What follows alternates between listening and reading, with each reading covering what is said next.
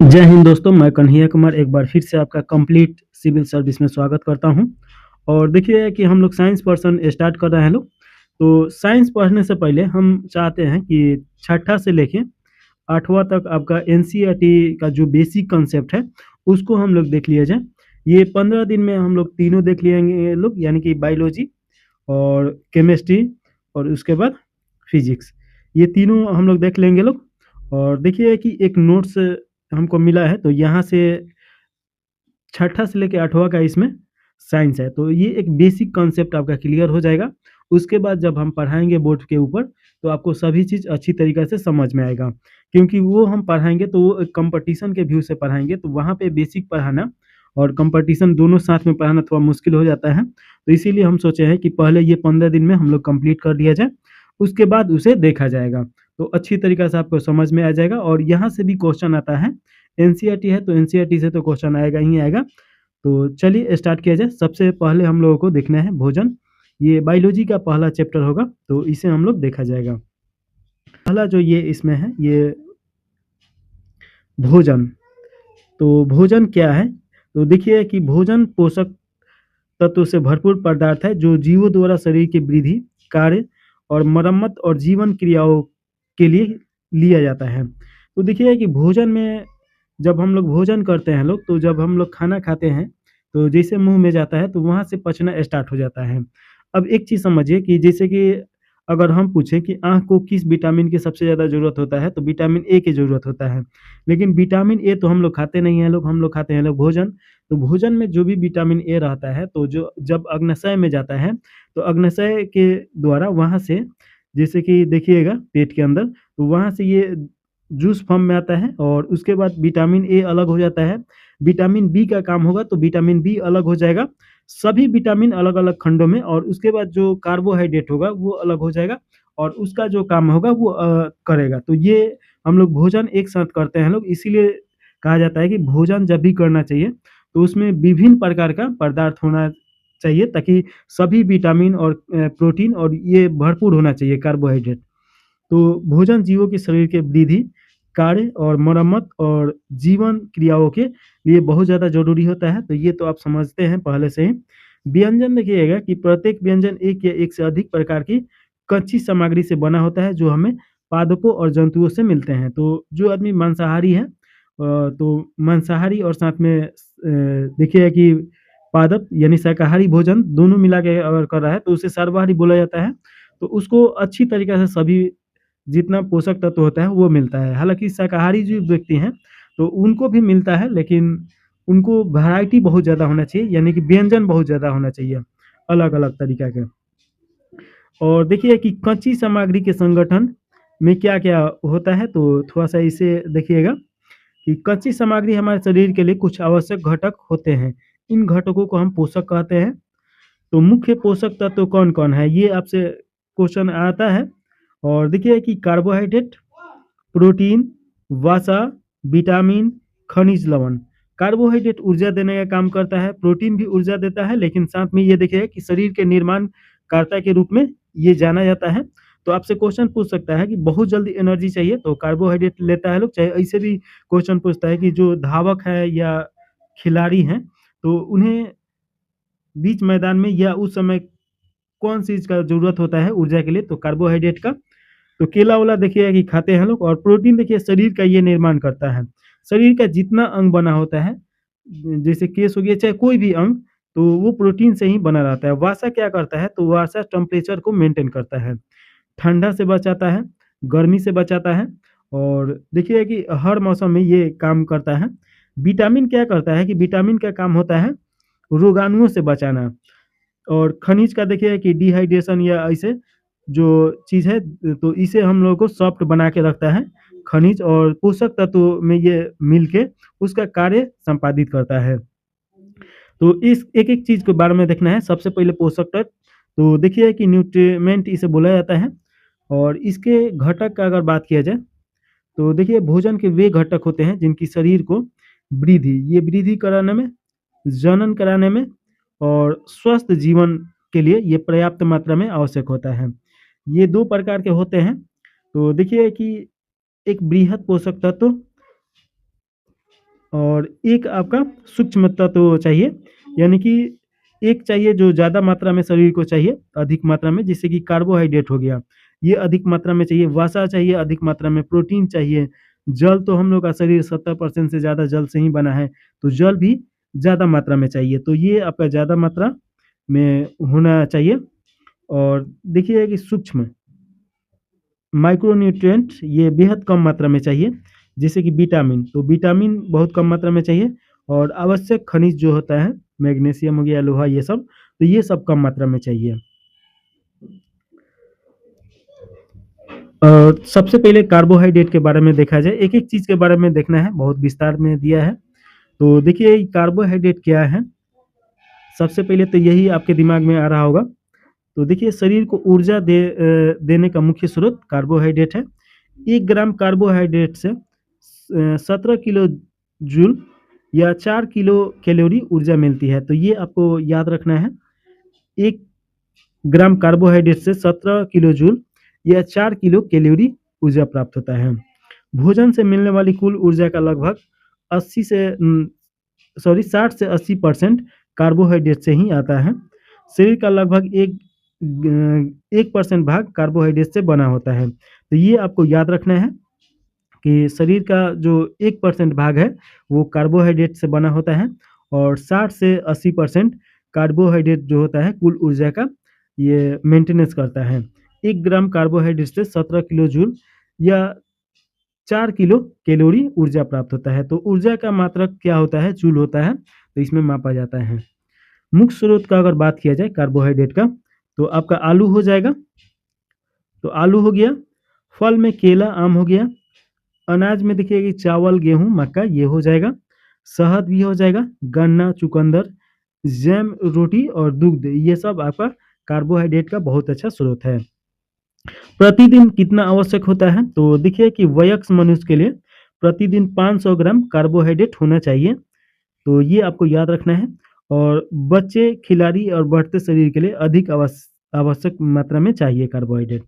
तो ये ऊर्जा देता है, तो जितना ज़्यादा अगर कोई मेहनत कर रहा है, उतना ज़्यादा कार्बोहाइड्रेट चाहिए। स्टार्च देखिएगा, स्टार्च परीक्षण ये क्या है? ये भी क्वेश्चन आता है। तो देखिए कि ये एक विधि है, खाद्य पदार्थ पर 2 से 3 बूंद आयोडीन विलयन डाले जाते हैं, और यदि ये नीला-काला रंग उत्पन्न होता है, तो स्टार्च उपस्थित है उसमें, अगर नीला-काला नहीं है, तो उसमें स्टार्च नहीं है।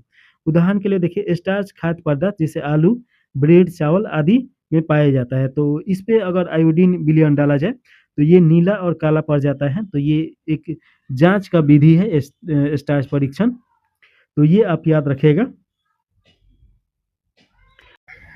चलिए प्रोटीन के बारे में देखिए, तो प्रोटीन शरीर की मरम्मत और ऊर्जा दोनों उत्पादन के लिए जिम्मेवार है। तो ये आप याद रखिएगा कि शरीर की मरम्मत कौन करता है? तो प्रोटीन करता है। सर्वप्रथम प्रोटीन शब्द का प्रयोग किसने किया था? तो जे बार्जिलियस के द्वारा किया गया था। तो ये आपको याद रखना है, जे बार्जिलियस के द्वारा सबसे पहले प्रोटीन शब्द का उपयोग किया गया था। प्रोटीन के घटक क्या है? घटक मतलब कि उसका निर्माणकर्ता कौन है? तो देखिए कि कार्बन और हाइड्रोजन, ऑक्सीजन, नाइट्रोजन, गंधक, फास्फोरस, लौह, ये सभी आ जाएगा। और ये देखिए कि हमेशा नहीं पाया जाता है लोग, कभी-कभी पाया जाता है। देखिए कि ऊर्जा, एनर्जी वैल्यू अगर देखा जाए, तो 1 ग्राम प्रोटीन से 4.5 किलोग्राम कैलोरी ऊर्जा प्राप्त होता है। तो ये जब भी ऐसा है, तो एक सादा पेज रखिए या एक पतला कॉपी रखिए, जब भी फैक्चुअल क्वेश्चन आए, क्योंकि देखिए ये सब अगर हम पढ़ा रहे हैं, तो ये सब तो आपका कांसेप्ट है, तो ये आसानी से क्लियर हो जाएगा। लेकिन जो फैक्चुअल है, जहाँ से क्वेश्चन आएगा ही आएगा, और ये किताब-उताब में जल्दी मिलता नहीं है कॉम्पिटिशन के, लेकिन अकेले एग्ज़ाम में मिलता है, तो इसीलिए समझ में नहीं आता है कि क्या पढ़े, क्या नहीं पढ़े। तो बेसिक कोई पढ़ता नहीं है, सीधे जाके कॉम्पिटिशन लेवल का बुक पढ़िएगा, तो यही हो जाएगा। तो ये आप जो है इसे ज़रूर नोट डाउन कर लीजिए कि 1 ग्राम प्रोटीन से कितना कैलोरी ऊर्जा मिलता है, तो 4.65 किलो कैलोरी ऊर्जा प्राप्त होता है। प्रोटीन की दैनिक आवश्यकता क्या है? तो एक वयस्क जो एडल्ट व्यक्ति है, तो उसे 70 से 100 ग्राम प्रतिदिन चाहिए, और कार्बोहाइड्रेट कितना चाहिए? तो 500 ग्राम चाहिए। तो देखिए कि आपका 100 से 100 ग्राम, 70 से 100 ग्राम प्रोटीन प्रतिदिन चाहिए ही चाहिए। अमीनो अम्ल।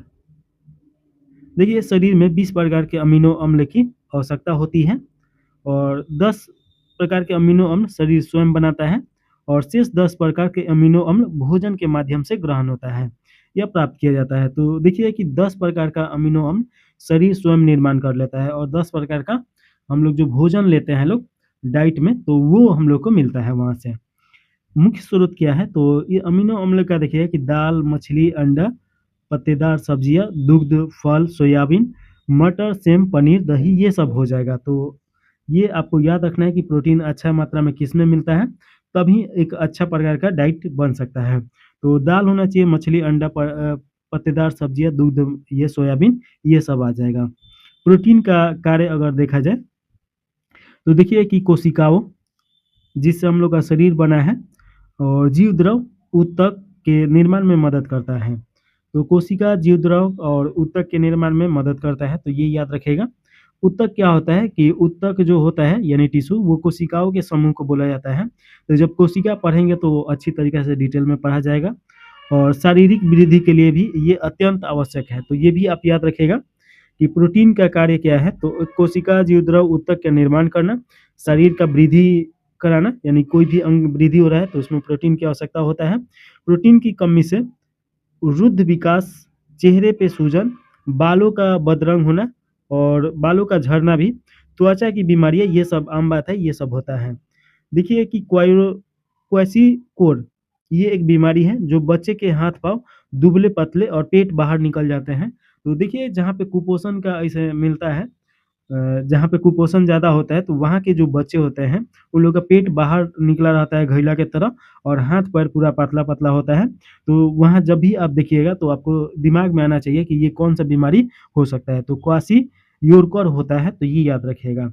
और मैरमस, ये शरीर की मांसपेशियाँ ढीली हो जाती है। ये आपका देखिए कि बड़े व्यक्तियों में ज़्यादातर होता है कि ऊपर का जो त्वचा रहता है देखिए कि आपका ढीला-ढीला टाइप का हो जाता है, तो वो भी प्रोटीन के कमी से ही होता है। तो ये जब भी आप ये बीमारी क्वेश्चन ये बार-बार आता है, ये दोनों बीमारी, तो ज़रूर इसे याद रखिएगा। प्रोटीन का परीक्षण कैसे किया जाता है? तो प्रोटीन टेस्ट कैसे किया जाता है कि किसमें प्रोटीन है, किसमें नहीं है? तो देखिएगा कि खाद्य पदार्थ को पेस्ट या चूर्ण बनाकर परख नली में रखें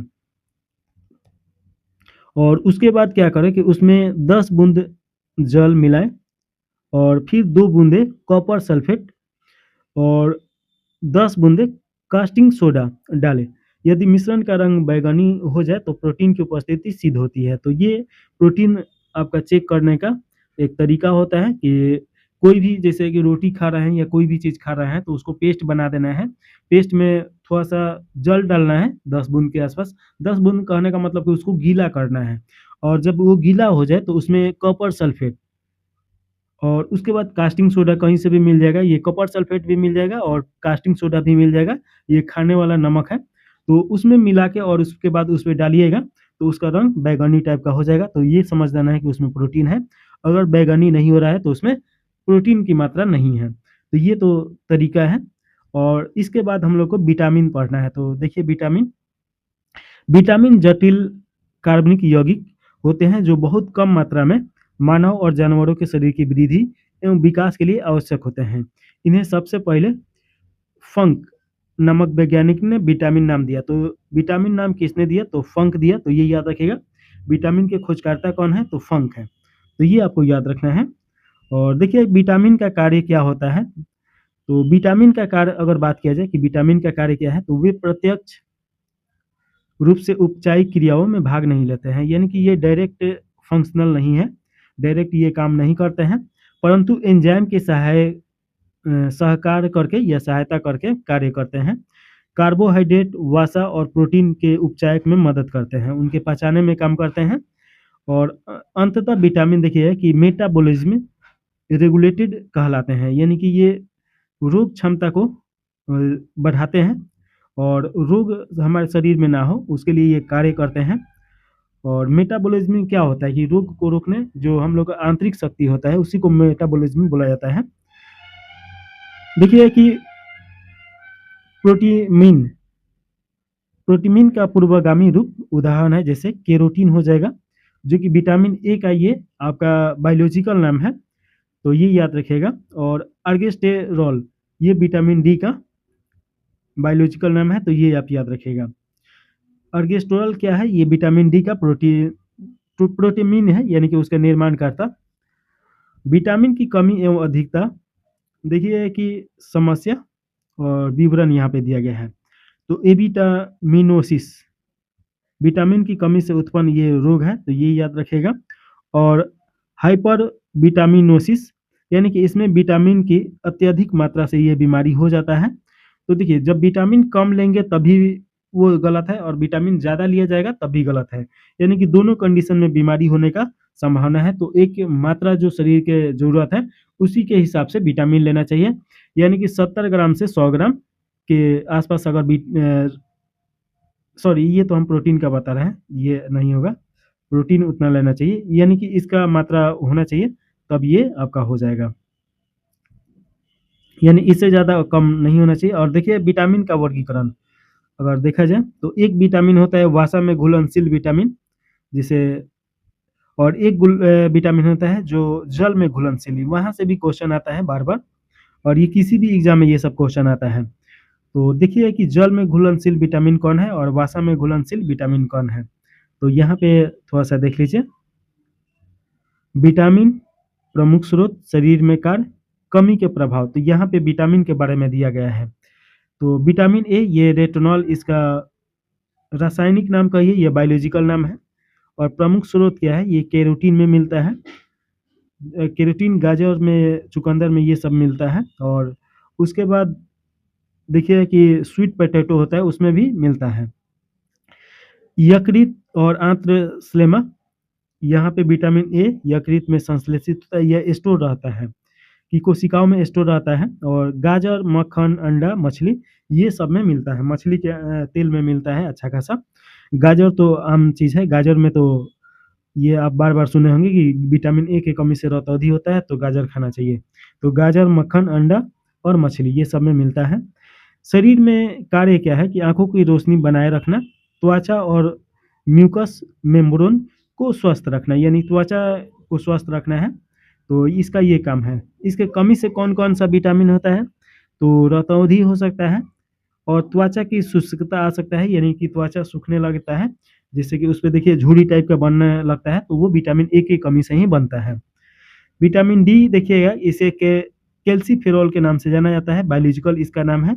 और देखिए कि ये आपका मक्खन, यकृत, मछली का तेल, गुर्दे, अंडे, त्वचा, ईस्ट और सूर्य के प्रकाश में ये संश्लेषित होता है, यानी कि प्राप्त होता है। तो देखिए मांसाहारी चीज़ों में तो बहुत ज़्यादा मिला है, और शाकाहारी अगर कोई व्यक्ति है तो उसे नियमित सूर्य के प्रकाश लेना चाहिए सुबह का। और मक्खन यानी कि दूध से बना हुआ कोई भी चीज़ खाना चाहिए, तो उसे विटामिन डी की कमी नहीं होगा। और इसके शरीर में कार्य क्या है? तो कैल्शियम और फास्फोरस के अवशोषण में सहायक है, यानी कि कैल्शियम और फास्फोरस के अवशोषण में सहायता करता है। और देखिए कि हड्डी को ये ताकत देता है, तो हड्डी में अगर भुरभुरा टाइप का ये कमजोरी आ रहा है तो उस समय भी विटामिन डी की जरूरत पड़ता है। रिक्टियस बच्चों में और बड़ों में देखिए कि ऑस्टियोमलेरिसिया, यानी कि ये हड्डी का ही बीमारी है, ये रोग हो जाता है, तो ये याद रखिएगा। और विटामिन ई देखिएगा कि इसे टेकोफ्रेल बोला जाता है। ये ऑयल, अंकुरित गेहूं, अंडे, सोयाबीन में पाया जाता है। तो देखिए कि ये प्रजनन शक्ति में वृद्धि करता है या सहायता करता है, ऊतक संरक्षण के रूप में भी ये काम करता है। इसके कमी से बांझपन और मांसपेशियों की कमजोरी हो जाता है, तो ये याद रखिएगा। तो शाकाहारी व्यक्ति के लिए अंकुरित गेहूं ये सबसे ज़्यादा काम का चीज़ है, और सोयाबीन नियमित खाना चाहिए। विटामिन के, इसे फाइलोक्यूबिनोज बोला जाता है, इसका बायोलॉजिकल नाम है। हरी पत्ती, अंडा, यकृत, टमाटर, गोभी, सोयाबीन आंत के बैक्टीरिया में पाए जाते हैं। और देखिए कि रक्त का थाका जमना इसका प्रमुख काम है। जैसे कहीं पे कट जाता है कभी कभी देखिए, तो उसके ऊपर से एक पतला झिल्ली बन जाता है, तो वो रक्त का थाका ही जमाता है, जिसके कारण जो रक्त बहता है उसे रोका जा सके। अधिक रक्त स्राव इसके कमी से होता है, तो अगर वो उसके ऊपर जालीनुमा नहीं बनेगा तो अधिक रक्त स्राव होगा नहीं, तो ये आपको याद रखना है। तो ये आपका क्या हो गया? तो ये वसा में घुलनशील विटामिन है। तो वसा में कौन-कौन विटामिन घुल सकता है? तो vitamin A, vitamin D, vitamin E, vitamin के। और जल में कौन-सा विटामिन घुलता है? तो विटामिन बी 1 और बी 2 ये घुल सकता है। तो इसमें जो नहीं है, जैसे कि सी भी नहीं है, तो ये आपका बी सी हो जाएगा। तो चलिए यहाँ पे देखिए,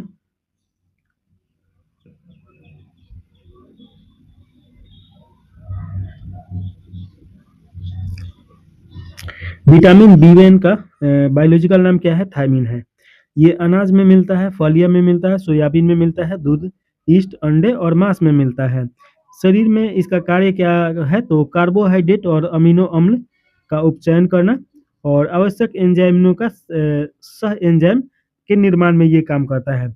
इसके कमी से कौन-कौन रोग हो जाता है? तो बेरी-बेरी रोग हो जाएगा और नसों और मांसपेशियों की खिंचाव आने लगता है, उसमें कमजोरी आ जाता है। तो ये आप ध्यान दीजिएगा। और देखिएगा कि राइबोफ्लोविन बी2 का ये बायोलॉजिकल नाम है। पनीर में मिलता है, अंडे में मिलता है, यीस्ट में मिलता है, हरी पत्तियां में, मांस और यकृत में मिलता है। सह एंजाइम और फैट और एफएनएन का घटक ऊर्जा उपचयन में ये आवश्यक है। देखिए कि किलोसिस, जिसमें ओठों और मुंह के कोनों में सूजन आ जाता है, तो किलोसिस ये बीमारी हो जाता है, तो ये याद रखिएगा। और बी3 देखिएगा कि इसे बायोलॉजिकल नाम निकोटीन दिया गया है। और ये कहाँ मिलेगा? ईस्ट में, मांस में, यकृत में, मछली में, दूध, अंडा, मटर, मेवा और फलिया में मिलता है। इसका काम है सह एंजाइम और नेड और नेडप का घटक है, ऊर्जा उपचयन में ये आवश्यक होता है। तो ये आप याद रखिएगा। पेलेग्रा रोग इसके कमी के कारण होता है। और पेलेग्रा रोग क्या है कि त्वचा और मांसपेशी में विकार आ जाता है, तो ये याद रखिएगा। बी5 इसे बोला जाता है पैथोथिनिक, तो ये आप याद रखिएगा इसका बायोलॉजिकल नाम। अंडे, यकृत, मांस, दूध, टमाटर, मूंगफली इसमें ये पाया जाता है। और इसका कार्य देखिएगा कि सह एंजाइम एक घटक है, कोशिकीय श्वसन में ये सहायता करता है। और त्वचा रोग, वृद्धि रुकना, बालों का सफेद होना, जनन क्षमता में कमी आना, इसके कमी से हो सकता है। बी6 देखिएगा कि पायरिडॉक्सिन, तो ये दूध, यीस्ट, अनाज, मांस, यकृत, मछली ये सब में मिलता है। प्रोटीन उपचयन में ये आवश्यक एंजाइम है, तो ये याद रखिएगा। रुधिर क्षीणता, त्वचा रोग, पीसी ऐठन ये सब इसका कमी के कारण होता है। विटामिन बी7 या एच विटामिन के नाम से भी जाना जाता है ये, और इसे बोला जाता है बायोटीन। और ये देखिएगा कि आपका मांस, गेहूं, अंडा, मूंगफली, चॉकलेट, सब्जी, फल, यीस्ट ये सभी इसमें मिलता है। और वसा अमीनो अम्ल की संश्लेषण अभिक्रिया में ये सहायक होता है, इसका कार्य होता है। त्वचा विकार और बाल का झड़ना इसके कमी के कारण आ जाता है। तो ये आपको याद रखना है कि इसके कमी से क्या हो सकता है। तो कभी भी खाना खाना चाहिए तो उसमें बहुत सारा प्रकार होना चाहिए। दिख रहा है कि सभी मूँगफली का अलग काम है, ये चीज़ का अलग काम है, तो अगर सभी वैरायटी रहेगा तभी शरीर अच्छी तरीके से फंक्शन कर पाएगा। बी9 ये आपका फॉलिक अम्ल के नाम से जाना जाता है। हरी पत्तियाँ, यकृत, सोयाबीन, यीस्ट, गुर्दे और फलियाँ आंत के जीवाणु में ये पाया जाता है। रुधाणुओं का निर्माण और डीएनए संश्लेषण में इसका कार्य होता है। और मेगा प्लास्टिक एमिनो में काम करता है और वृद्धि में कमी ये कर देता है, यानी कि ये बीमारी कर देता है, बीमारी हो जाता है इसके कमी से, और वृद्धि भी रुक जाता है। देखिएगा कि विटामिन बी12 इसे बोला जाता है साइनोकोबालामिन, मांस, अंडा और दूध में पाया जाता है। डीएनए संश्लेषण एवं आरबीसी के निर्माण में ये काम करता है। आरबीसी ब्लड है, ये तो आप जानते ही हैं कि ब्लड 3 प्रकार का होता है, आरबीसी, डब्ल्यूबीसी और प्लाज्मा मिलके ब्लड का निर्माण करता है। तो उसमें ये आरबीसी जो रेड ब्लड सेल है, इसका निर्माण कौन करता है? तो साइनोकोबालामिन करता है। और देखिए इसके कमी के कारण घातक रक्त अल्पा हो जाता है, यानी कि रक्त की कमी आ जाता है। विटामिन सी ये देखिए कि एस्कॉर्बिक अम्ल इसे बोला जाता है, या एस्कॉर्बिक एसिड के नाम से जाना जाता है।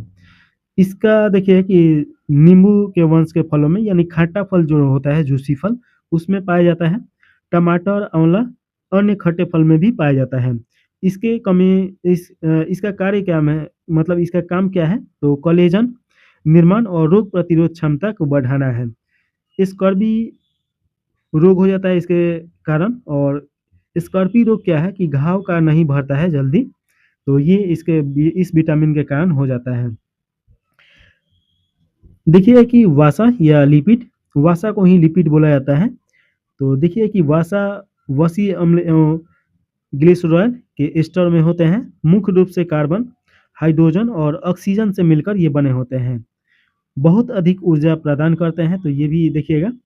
ऊर्जा मूल्य यानी एनर्जी वैल्यू ऑफ फैट, 1 ग्राम वसा से 37 किलो जूल या 9.2 किलो कैलोरी ऊर्जा प्राप्त होता है, तो ये आपको याद रखना है। वसा के स्रोत का अगर बात किया जाए तो घी, मक्खन, बादाम, पनीर, मूंगफली, मांस, सोयाबीन, वनस्पति तेल ये सब में मिलता है। और सरसों का तेल, मूंगफली का तेल समान द्रवित अवस्था में कमरे के तापमान पर पाए जाते हैं, यानी कि कमरे के तापमान पे इसे रखा जा सकता है। स्रोत देखिए पौधे और पशु से प्राप्त होते हैं। आवश्यक अम्ल देखिए कि वसा अम्ल कौन कौन है, तो यहाँ थोड़ा सा देखना होगा। शरीर में नहीं बनते हैं, भोजन से प्राप्त होते हैं। तो वसा जो होता है शरीर में निर्माण नहीं होता है। उदाहरण के लिए लिनोलिक अम्ल। और इसका कार्य देखिए कि नेत्र गोलक, वृक्क, अंडाशय की सुरक्षा ये करता है और झटकों से सुरक्षा प्रदान करता है। तो जिससे कि हम लोग कहीं से कूद रहे हैं या जंप कर रहे हैं तो उस समय ये काम करता है। असंतृप्त वसा या और संतृप्त वसा दोनों में क्या फ़र्क होता है, ये थोड़ा-सा देख लीजिए। विशेषता दिया गया है, असंतृप्त वसा और संतृप्त वसा दिया गया है। स्थिति कमरे के तापमान पे द्रव अवस्था में ये पाया जाता है, कमरे के तापमान पे ये ठोस अवस्था में पाया जाता है। स्रोत इसका देखिए कि वनस्पति तेल होता है। और संतृप्त वसा में देखिए कि घी और मक्खन में पाया जाता है। स्वस्थ प्रभाव अच्छे स्वास्थ्य के लिए ज़रूरी है। अधिक मात्रा में लेने पे हृदय रोग का खतरा बना रहता है। तो ज़्यादा घी मक्खन खाने से हृदय रोग होने का खतरा बना रहता है।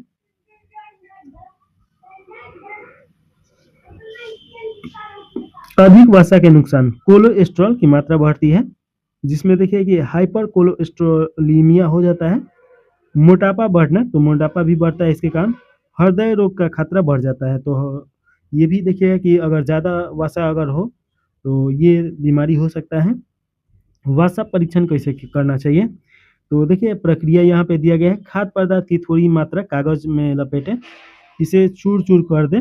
यदि कागज पे तेल नुमा धब्बे बने तो वसा की उपस्थिति उसमें है। इसका मतलब कि इससे ये पता चलता है। इसके बाद हम लोग तो ये देख लिए लोग वसा, अब खनिज देखेंगे लोग। तो देखिए कि धातु, अधातु और उनके लवण खनिज लवण कहलाते हैं। हमारे शरीर में खनिज लवण लगभग 4% भाग के बने हैं। तो ये आप याद रखिएगा कि खनिज कितना परसेंट, तो 4%। खनिज के प्रकार अगर बात किया जाए तो एक बृहद पोषक होता है और एक सूक्ष्म पोषक होता है। बृहद पोषक में कौन आ जाएगा, तो अधिक मात्रा में जैसे कैल्शियम चाहिए, फास्फोरस चाहिए, पोटेशियम चाहिए, गंधक चाहिए और सोडियम चाहिए, क्लोरीन चाहिए, मैग्नीशियम चाहिए। और बहुत कम मात्रा में क्या चाहिए, तो आयोडीन चाहिए, आयरन चाहिए, कोबाल्ट, फ्लोरीन, मोलिब्डेनम और साथ में सेलेनियम चाहिए। तो ये याद रखिएगा कि बृहद मात्रा में खनिज कौन-कौन चाहिए, तो कैल्शियम, फास्फोरस, पोटेशियम। एक चीज़ यहाँ पे देखिए कि कैल्शियम और फास्फोरस हड्डी निर्माण में है, तो हड्डी तो बिना हड्डी देखिए शरीर का बहुत सारा हड्डी से बना है। तो ऐसे थोड़ा-सा आप दिमाग में इसका माइंड मैप करके याद रख सकते हैं। सोडियम भी हड्डी निर्माण में काम आता है, क्लोरीन, मैग्नीशियम, गंधक, पोटेशियम ये सब आपका हड्डी निर्माण के काम में आता है, तो ये याद रख सकते हैं। आयोडीन, लौह अयस्क, कोबाल्ट, फ्लोरीन, मोलिब्डेनम और सेलेनियम ये सब आपका हो जाएगा, जो शरीर में बहुत कम मात्रा में चाहिए। सोर्स का अगर बात किया जाए तो देखिए कि दूध, अंडा, मांस, फल और सब्जियां और नमक इसका महत्वपूर्ण स्रोत है। आयरन देखिए कि इसका कार्य क्या काम है, तो देखिए कि हीमोग्लोबिन प्रोटीन के निर्माण में सहायता करता है। हीमोग्लोबिन रक्त में लाल रंग का श्वसनी वर्णक है, तो हीमोग्लोबिन के कारण ही रक्त जो होता है लाल होता है। तो ये याद रखिएगा।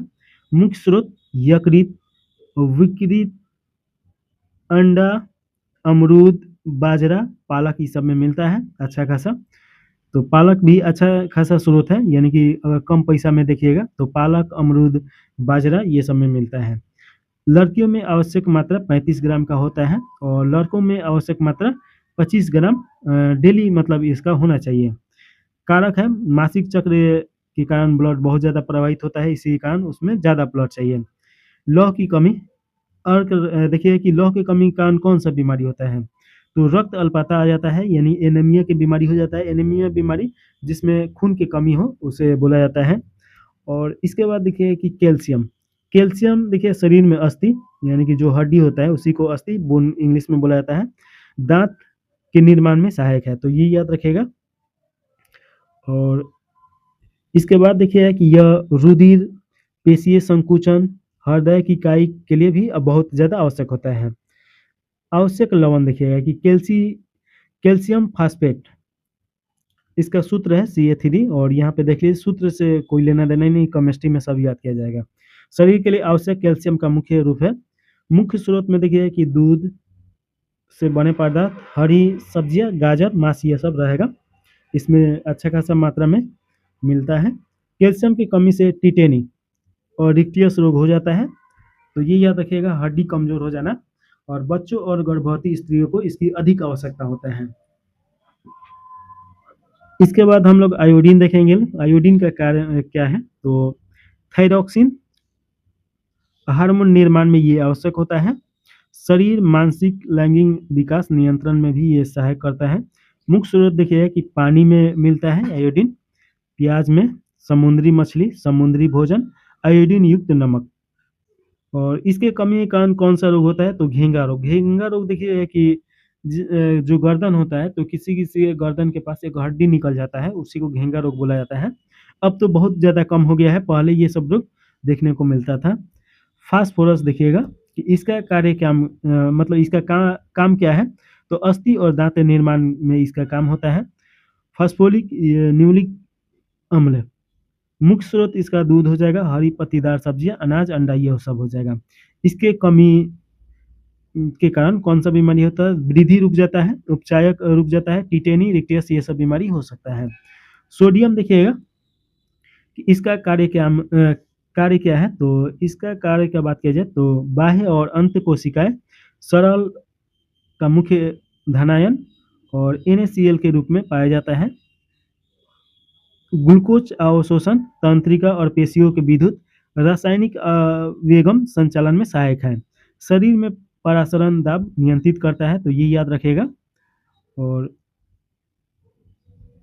मुख्य स्रोत का अगर बात किया जाए तो नमक, मछली, मांस, अंडा ये सब में मिलता है। इसके कमी के कारण मानसिक तनाव, असामान्य पेशीय संकुचन। पोटेशियम का देखिएगा कि पोटेशियम का कार्य क्या होता है कि बाह्य और आंतरिक कोशिकाओं तरल का मुख्य धनायन पोटेशियम क्लोराइड के रूप में पाया जाता है। शरीर में आयनों और जल संचयन को नियंत्रण करता है। पेशी संकुचन और तंत्रिका संवेदनाओं में मुख्य भूमिका निभाता है। मुख्य स्रोत केला, खजूर, आलू में ये पाया जाता है पोटेशियम। कमी तंत्रिका संबंधित रोग और लकवा रोग भी इसके कमी के कारण हो सकता है, तो ये थोड़ा सा ध्यान देने वाला बात है। तो केला और खजूर और आलू। क्लोरीन देखिएगा कि कार्य जो है बाह्य कोशिका तरल का मुख्य ऋणायन है और HCl यानी हाइड्रोक्लोरिक एसिड निर्माण और अम्ल क्षार संतुलन में ये सहायता करता है। मैग्नीशियम का अगर देखिए कि इसका कार्य है एंजाइम को सक्रिय बनाए रखता है। हड्डी और दांतों का ये घटक है, इसके कमी के कारण व्यामोच हो जाता है, यानी हड्डी संकीर्ण टूटना स्टार्ट हो जाता है, सड़न गलन स्टार्ट हो जाता है। सल्फर देखिएगा कि आपका इसका काम है प्रोटीन, एंजाइम और सह एंजाइम का मुख्य घटक है। कोबाल्ट देखिएगा कि विटामिन B12 इसका बायोलॉजिकल नाम दिया गया है, यानी कोड भाषा। और इसका कार्य प्रणाशी रक्ताल्पा है, तो ये याद रखिएगा। कोबाल्ट का उपयोग आपका कैंसर के उपचार में भी किया जाता है। फ्लोरीन देखिएगा कि इसका कार्य है दांतों की इनेमल और दंत क्षय को रोकना, जो कि दांत का ऊपरी जो परत होता है इनेमल, उसी को बोला जाता है। और शरीर का सबसे कठोर या सबसे मजबूत हिस्सा अगर है तो इनेमल ही है, तो ये भी आप याद रख सकते हैं। इसका स्रोत देखिए कि दूध और पीने का जल में पाया जाता है। अत्यधिक सेवन हानिकारक फ्लोरेसिया हो सकता है, अगर अत्यधिक फ्लोरीन शरीर में आ जाए तो। रुद्रांश देखिए कि रेशेदार पदार्थ जो भोजन में पाए जाते हैं उसे रुद्रांश या फाइबर के नाम से जाना जाता है। और कार्य इसका है पाचन तंत्र की बेहतरीन कब्ज को रोकना। स्रोत है सलाद, अनाजों की बाह्य परत, सब्जियां और दलिया, ये हो जाएगा। इसका विशेषता है शरीर की वृद्धि में सहायक नहीं है क्योंकि इसका पाचन नहीं होता है। तो ये देखिए कि आपका जो फाइबर होता है उसका पाचन नहीं होता है, लेकिन जो हमारे शरीर में हम लोग जो भोजन करते हैं, तो जब भोजन के बाद जो अवशिष्ट पदार्थ बचता है तो उसमें वो मिल के आसानी से वो बाहर लाने में वो मदद करता है। जल का देखिए कि आपका H2O, इसका सूत्र तो जानते ही होंगे। ये एक अकार्बनिक पदार्थ है और शरीर में मात्रा इसका 60 से 75% होता है। शरीर का निर्माण इसमें 60 से 75% की हिस्सेदारी सिर्फ पानी का होता है। इसका कार्य देखिए कि पसीने वापसन शरीर का तापमान नियंत्रण करता है। जब पसीना और वापसन होता है तो शरीर का तापमान ये नियंत्रित करता है। पाचन, परिवहन और उत्सर्जन में सहायता करता है। रासायनिक प्रतिक्रियाओं में भी ये भाग लेता है। तो जब देखिए कि हम लोग को गर्मी लगता है तो उस समय पसीना होता है, और जब थोड़ा सा भी हवा आके मिलता है तो वहाँ से वापसीकरण होता है और जो शरीर का तापमान होता है उसे कम कर देता है। स्रोत देखिए कि उपचाई जल, भोजन जो हम लोग तरल भोजन लेते हैं तो उसमें पानी मिलता है, तो ये डायरेक्ट भी हम लोग पानी पीते हैं लोग। इसके कमी के कारण डिहाइड्रेशन यानी कि निर्जलीकरण हो जाता है। ज़्यादातर ये गर्मी के दिन में भी होता है और ठंडा के दिन में भी होता है। देखिए कि संतुलित आहार, ऐसे आहार जिसमें सभी पोषक तत्व एक अनुपात में यानी उचित अनुपात में सम्मिलित हो तो उसे संतुलित आहार बोला जाता है। उच्च स्तर के शारीरिक और मानसिक स्वास्थ्य के लिए ये बहुत ज़्यादा आवश्यक होता है। प्रत्येक व्यक्ति की आयु, स्वास्थ्य और कार्य के अनुसार अलग-अलग होता है। आयु यहाँ पे दिया गया है, कैलोरी की आवश्यकता दिया गया है और विशेष टिप्पणी यहाँ पे तो देखिए कि 10 से अगर 12 वर्ष का कोई भी बच्चा है तो उसे 2000 कैलोरी चाहिए। और इसका काम क्या होता है, तो वृद्धि की अवस्था में ऊर्जा की अधिक आवश्यकता होती है, तो ये थोड़ा-सा ध्यान दीजिएगा। और देखिएगा, जब 12 से 14 वर्ष का कोई व्यक्ति है तो उसे 2200 कैलोरी चाहिए। पढ़ाई, खेलकूद और दोनों के लिए संतुलित आहार ज़रूरी है। और वहीं पे 14 से अगर 16 वर्ष का व्यक्ति है तो उसे 26 कैलोरी चाहिए, 2600 कैलोरी। किशोर अवस्था में शरीर और मस्तिष्क का ये तीव्र विकास होता है, इसी के कारण 15 से 18 के बीच में 3000 कैलोरी चाहिए। अधिक कार्य क्षमता और हार्मोन परिवर्तन का ये समय होता है, तो इसी के कारण यहाँ पे ज़्यादा चाहिए। और देखिए कि एक एडल्ट यानी वयस्क मनुष्य के लिए 2500 से 4000 कैलोरी चाहिए। उसके कार्य के अनुसार कैलोरी यहाँ पे चाहिए कि कैसा वह कार्य कर रहा है। आवश्यकता, श्रम और जीवन शैली पे ये निर्भर करता है। 66 से 75 अगर देखा जाए तो उसमें 2300 कैलोरी के आसपास होना चाहिए। बढ़ती उम्र में चयापचय धीमी होने से ऊर्जा की ज़रूरत कम हो जाती है, तो उस समय ऊर्जा भी कम चाहिए।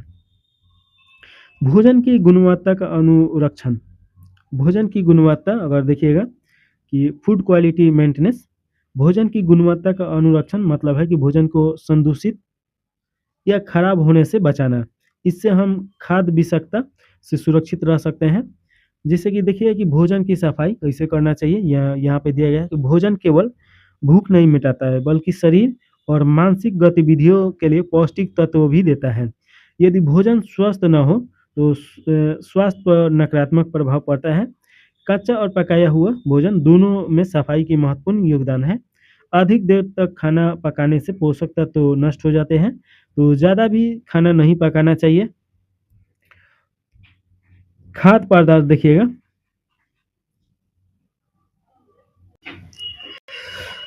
भोजन की सफाई के बाद क्वालिटी बनाए रखने के लिए खाद्य परीक्षण बहुत ज़्यादा ज़रूरी होता है। फूड प्रिजर्वेशन देखिएगा कि भोजन पदार्थों को भौतिक या रासायनिक या दोनों तरीकों से सुरक्षित बनाना। इसका उद्देश्य है पौष्टिकता बनाए रखना और जीवन काल बढ़ाना। देखिए कि खाद्य परीक्षण की मुख्य प्रणालियाँ कौन-कौन हैं? तो एक जीवाणुनाशक प्रणाली है जिसमें बैक्टीरिया को मार दिया जाता है, तो इसमें जीवाणु को नष्ट कर दिया जाता है। और एक जीवाणु निष्क्रिय प्रणाली है, जीवाणुओं की वृद्धि रोक दी जाती है इस प्रक्रिया में। जैसे लवणन, शुष्कन, निर्जलीकरण, अम्लोचारकरण।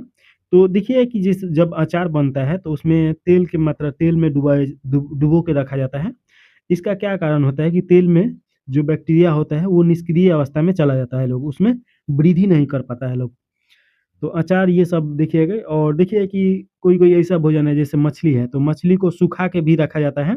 तो सुखाने की प्रक्रिया में देखिए कि नमक का उपयोग किया जाता है। तो उसका कारण क्या होता है कि नमक के कारण बैक्टीरिया उसमें और बैक्टीरिया खत्म हो जाता है लोग, और साथ में नमक के कारण ही उसमें जो शुष्कता रहता है वो बहुत ज़्यादा आ जाता है, उसमें जो पानी रहता है वो सोख लेता है। देखिए कि नमक और चीनी द्वारा परिसंचरण किया जाता है, यानी कि इसे जीवन काल बढ़ा दिया जाता है। अधिक मात्रा में नमक और चीनी सूक्ष्मजीव की कोशिकाओं का जीव द्रव कुंचन हो जाता है, परिणामतः सूक्ष्मजीव मृत हो जाते हैं। खाद्य विषाक्तता का अगर बात किया जाए तो देखिए कि भोजन में रोग उत्पन्न करने वाले सूक्ष्मजीव को खाद्य विषाक्तता बोला जाता है। रोगाणुओं द्वारा विभिन्न विषैले पदार्थ होते हैं जिसे टॉक्सिन टॉक्सिन बोला जाता है। रोकथाम भोजन की स्वच्छता और उचित परीक्षण के परिरक्षण से हो सकता है। खाद्य परीक्षण की मुख्य विधि अगर बात किया जाए तो इसमें देखिएगा कि उच्च तापमान या उपचार, भोजन को उच्च ताप पर गर्म करना और अधिकांश जीवाणु नष्ट हो जाते हैं। जैसे सब्जी और मांस है तो इसमें का जो जीवाणु है बनाए इसीलिए ज़्यादा उसको उबाला जाता है ताकि इसमें का जो जीवाणु है वो नष्ट हो जाए। निम्न तापमान उपचार, जी जीवाणु मृत नहीं होता है लेकिन वृद्धि और उपचाई प्रक्रिया अवरुद्ध हो जाता है। तो बहुत ज़्यादा अगर ठंडा किया जाता है तो वहाँ पे जीवाणु जो होता है उसका वृद्धि रुक जाता है। जैसे कोल्ड स्टोर देखिएगा, यानी ठंडा जो स्टोरेज होता है वहाँ पे। पाँचीकरण, ये देखिए कि दूध को 62.8 डिग्री सेल्सियस पर 30 मिनट या 71.60 डिग्री सेल्सियस पे 15 सेकंड गर्म किया जाता है और फिर अचानक उसे ठंडा कर दिया जाता है। दूध और दूध उत्पादन ये पाश्चीकृत हो जाता है।